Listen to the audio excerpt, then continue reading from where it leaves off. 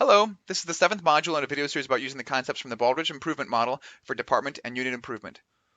This module is all about how good is good enough, presenting and using results. Whenever I think about results, I think about Ray's stance from Ghostbusters. Personally, I like the university. They gave us money and facilities. We didn't have to produce anything. You've never been out of college. You don't know what it's like out there. I've worked in the private sector. They expect results. Now I know Ray's being sarcastic for humorous purposes, something that people have accused me of doing from time to time, but I would say that there's a perception from some people, both in and outside of college, that higher education cannot produce measurable results, or that it doesn't need to produce measurable results, or that there's no benefit to looking at results. I'd consider all three of these issues to be myths that I'll address briefly. Myth one is that what we do in higher education cannot be measured or assessed. The basis of this myth is that institutions seek to promote learning and development, develop research, and serve our communities, all of which can be hard to make visible. However, that doesn't really hold up. So, for example, if you look at learning, I'm a strong believer in the idea that if you can teach something, you can assess students' achievement of it. And this is true whether it's something concrete, like long division, or something more abstract, like critical thinking or civic engagement. Also, remember that you don't have to assess everything. Focus instead on the learning and development that's most important to your unit. For research, there's been a lot of work done in this area, including creation of large databases, development of various indices, and expert peer review, all of which have helped provide information and some input into the performance of research productivity. For service, the focus is on understanding and meeting the needs of the communities you serve. So all three of these things, research, service, and learning and development, can be assessed and measured in some ways, and there's been a lot of work done to prepare us to do these important things. Myth two is that higher education doesn't need to produce measurable results. Now, recognizing that our nets define what we shall catch, this idea that how we're assessed or measured will go a long way in determining where we focus our efforts, by not engaging in measuring our own results, this risks allowing others to define it for us. We've seen this happen frequently where states, book authors, magazines, or Department of Education, or even accreditors decide what measures are most important, and thereby force us to be judged by measures that they think are most important, rather than what's important to us. Myth three is that there's no benefit for collecting results, that is simply a bureaucratic exercise with no real value. Now, this myth is true in the sense that, say if you're trying to lose weight, counting your calories won't help you lose weight. Counting your calories only helps you lose weight if you actually change your behavior in response to the calories you've counted. So in the same way, collecting results doesn't do anything for you unless you start thinking about how to use those results to inform action. And once your unit starts using results to inform action, the benefits of having those results readily available will be directly apparent to you. So now that I've described the importance of collecting results, I'll spend a few minutes describing what we mean by we say results. In the Baldrige model, examiners are asked to look for four things: levels, trends, comparisons, and integration. Let's look at each of these in a little bit more detail. So levels, these are defined as numerical information that places or positions your organization's results and performance on a meaningful measurement scale. Now this seems kind of obvious, but there's many times when you've heard some result from a measure and you cannot interpret its meaning. So let's say, for example, I went to the dentist and came home with a score of 4,286. This may seem like a pretty big number, and I might try to impress my wife with such a high score from the dentist. But once I put that on a scale, and this example, say it's $4,286 to repair the damage to my teeth from all the candy I ate last month. Now there's good context to determine whether this number is good or bad, and in this case, very, very bad. Another way to provide context for levels is to have an internal goal. So what level of performance would you like to achieve as a unit? This provides context that's useful in understanding your results, whether your number is good or bad, or something that you seek to achieve, or if you're above what your goal is. Trends, as you might expect, are all about how things are changing over time. Are things getting better, or are things getting worse? Trends, to understand what a trend is, really requires 3 or more data points based on whatever cycle of data collection makes sense for the thing that you're measuring. And I would point out that MC Hammer's pants are coming back. I've seen them in a few places on popular culture, and they look good on MC Hammer. I don't think I would pull them off as well. Now, comparisons, they provide additional contextual information. So along with levels, having comparisons gives you information about how you're doing in comparison to peers or competitors. In some instances, comparative data can be hard to find, but the benefit of having comparative data is that it really helps you pinpoint areas where you're doing well and areas where additional attention might be needed. The last category, integration, is about the extent to which your results align with what's most important to your unit. So do your results connect with what's most important to you? So for example, if you say diversity, equity, inclusion, and anti-racism are important to you, but none of your results address those issues, then that's a big gap in integrating your results with your mission. So it's important to assess what's important to your unit, even if it's difficult to assess those things, rather than assessing those things that are easy to assess but meaningless. Integration is also where you consider the question about what results to examine. Note that you've already decided what results to emphasize in other modules.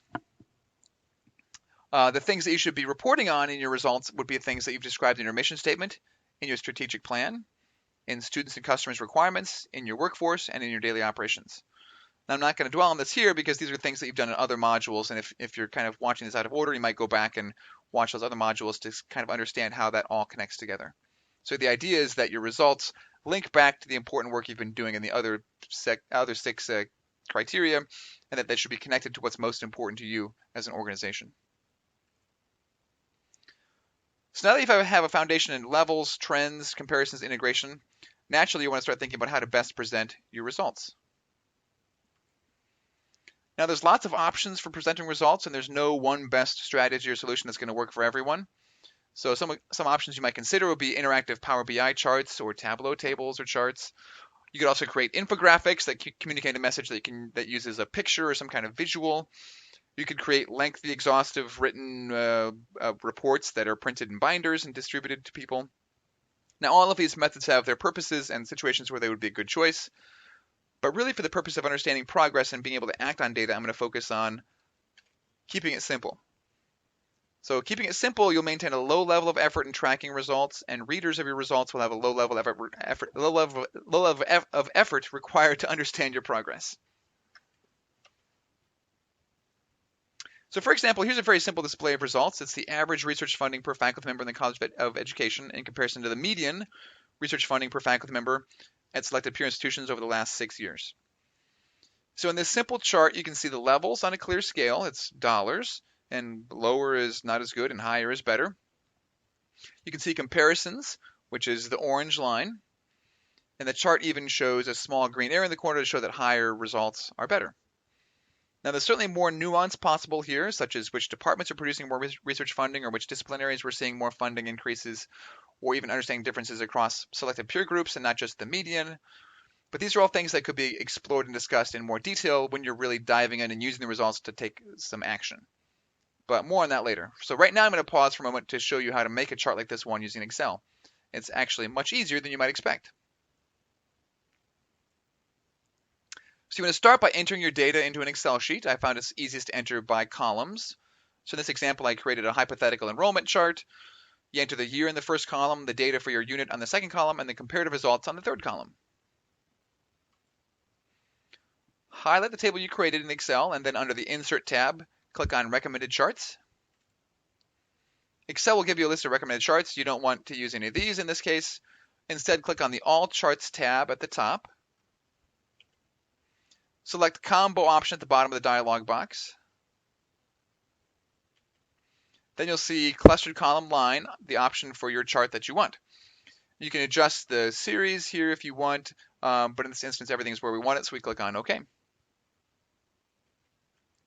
And there you have it. The chart's now entered into your Excel sheet. You may now adjust colors, labels, title by right-clicking on the elements and using the editing tools within Excel to make those updates. In a few clicks, you can create a chart like this, for example. And the nice thing about Excel is that if you have to change numbers or add a new year, it'll update the chart on the fly. To add a new year or a new row, you just click on the chart and then adjust the slider bars shown in the blue and purple here until it includes the data you want to include in your chart. So I'll save this as an Excel file as a template you can download and use when you're building your own charts. So that's a pretty simple way of creating a chart. Now that you've created a nice set of charts summarizing your results, it's time to consider how you will share and use your results. Now there's no simple strategy for sharing or using results. My top piece of advice is to be intentional about sharing and using results. Intentionality is really about being deliberate and purposeful in using results. Using results doesn't happen just by chance. Results have to be available, but it's not enough just to have them available. People have to have a reason to view the results, or a purpose or a goal, to take the time to open an attachment, or to log onto a website, or to view a display board of results. With the idea of intentionality, it's important to make some time to share, discuss, and act on results. Some organizations use daily huddles, for example, where they pull the team together for 15 or 20 minutes to examine progress. Many hospitals, for example, have weekly safety reviews where they examine that week's safety issues and identify strategies for addressing any emerging safety problems. And on a longer-term perspective, other units set aside time at a monthly all-staff meeting or have an annual retreat where they make updates to their strategic plan and action plans for the coming year. And finally, your goal should be to nurture this habit of using results. Considering your progress and results in meeting your goals, achieving your strategic plan, students and other customers' needs in achieving the workforce success and strong operational performance, you should have a habit of mind, an approach to your work, and not an afterthought that comes up once a year at performance review time. So that's all for Module 7. Using results to inform decisions, improvement, and innovations are at the heart of the Baldrige improvement model.